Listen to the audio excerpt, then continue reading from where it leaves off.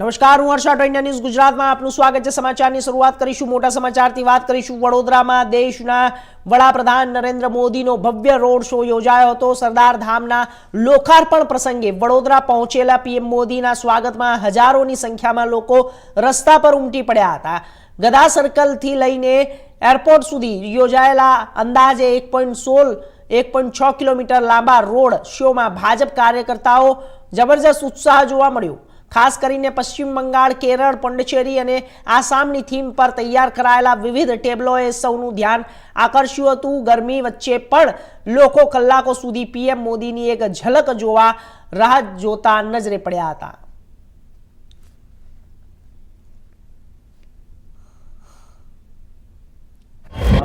ગુજરાતના પનોતા પુત્ર,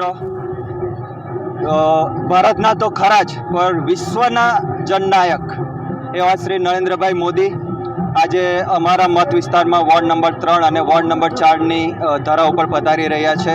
ત્યારે અમે સૌ અમારા વોર્ડના નાગરિકો સાથે અને આજુબાજુના વડોદરા જિલ્લાના નાગરિકો સાથે એમને આવકારવા માટે અહીંયા પધાર્યા છે।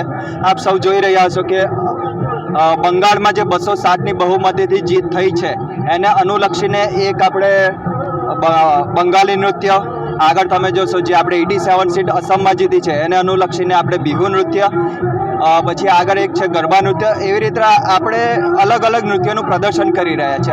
આ એક મેસેજ આપે છે કે ભારતીય જનતા પાર્ટી સંગઠનમાં શક્તિ માનનારી પાર્ટી છે। આજે અમે પશ્ચિમ બંગાળમાં જે રીતે 207 જીતીને જે સીટો અમે અમારી સરકાર બનાવી રહ્યા છે એવી જ રીતે અમે અસમમાં પણ બનાવી રહ્યા છે, પોંડિચેરીમાં પણ બનાવી રહ્યા છે।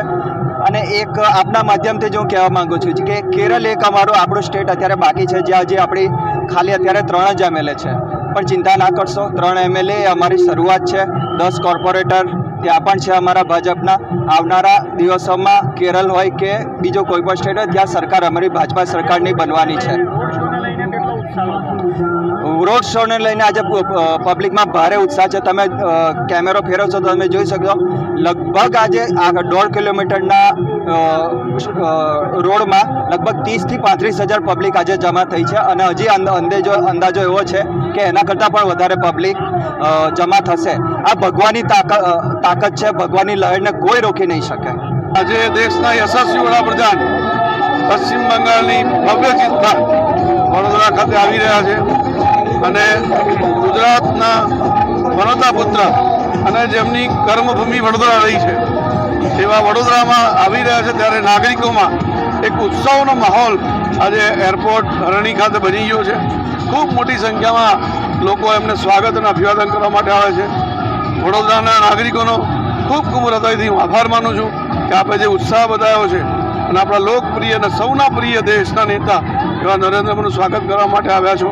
આપણું હૃદયથી ખૂબ ખૂબ જે રીતે બંગાળ અને અન્ય 3 રાજ્યોમાં જંગી બહુમતી મળી છે અને વર્ષો જૂનું સ્વપ્ન તમામ લોકોનું પૂરું થયું છે ત્યારે ગુજરાતના પનોતા પુત્ર, આ દેશના વૈશ્વિક નેતા, આપણા સૌના જનનાયક એવા દેશના યશસ્વી પ્રધાનમંત્રી આદરણીય નરેન્દ્રભાઈ મોદી સાહેબ એ ગુજરાતમાં અને ખાસ કરીને વડોદરામાં પહેલીવાર આવી રહ્યા છે ત્યારે વડોદરા શહેર અને જિલ્લાના કાર્યકર્તાઓ, નાગરિકો એમનું સ્વાગત કરવા માટે ઉત્સુક છે અને આપ જોઈ શકો છો કે હજુ 1 કલાકની વાર હોવા છતાં લાખો કાર્યકર્તાઓ રસ્તા પર આવ્યા છે અને પોતાના જનનાયકનું સ્વાગત કરવા માટે ઉત્સુક છે। યશસ્વી વડાપ્રધાન સન્માનીય નરેન્દ્રભાઈ મોદી એ સંસ્કારી નગરી વડોદરા પધારી રહ્યા ત્યારે એક આપ સૌ તમે જનતાના માધ્યમથી, તમારા માધ્યમથી લાગણી જોઈ રહ્યા છો કે દેશના પ્રધાનમંત્રીને જોવા માટે સંસ્કારી નગરીના સૌ કાર્યકર્તા ઉત્સુક છે, મતદારો ઉત્સુક છે। હમણાં જ અમે સ્થાનિક સ્વરાજ્યની ચૂંટણી આખા ગુજરાતની અમે જીત્યા છીએ, તાલુકા પંચાયત, જિલ્લા પંચાયત, નગરપાલિકા, મહાનગરપાલિકા, સાથે સાથે બંગાળ પણ જે વર્ષોથી અમારી પાસે નથી એ ભારતીય જનતા પાર્ટી જીતી છે ત્યારે એના ઉત્સાહને લઈને ખૂબ સૌ ગુજરાતભરના કાર્યકર્તા ઉત્સુક છે અને દેશના યશસ્વી વડાપ્રધાનના આ રોડ શોની અંદર જોવા માટે ખૂબ અમારા ભારતીય જનતા પાર્ટીના કાર્યકર્તા મતદારો ઉત્સુક છે। આપના માધ્યમથી આપ જોઈ શકો છો કે ખૂબ લાઈન પડી છે દેશના યશસ્વી વડાપ્રધાન નરેન્દ્રભાઈના દર્શન કરવા માટે।